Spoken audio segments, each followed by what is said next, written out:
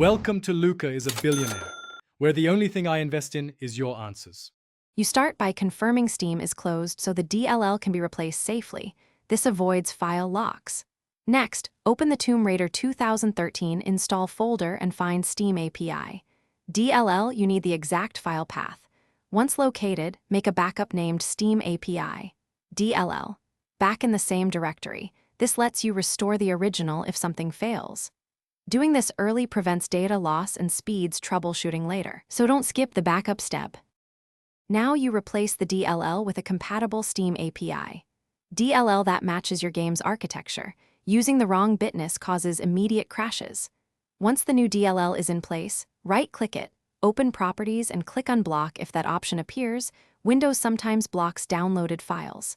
Then change security permissions so your user account has full control. That prevents access errors when the game tries to load the DLL. After permissions are set, you're ready for the next step. Finally, test by launching the game, start Steam offline or run the game executable directly to avoid Steam overlay interference.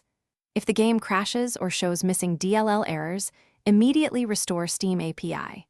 DLL. Back and confirm you used the correct 32/64-bit DLL. Mismatches are the most common cause. If the replaced DLL was deleted or blocked, check your antivirus quarantine and whitelist the game folder. One key tip: always test with Steam closed and then reopen Steam only once the game runs. Thanks for watching and please subscribe. It's the best investment you'll ever make.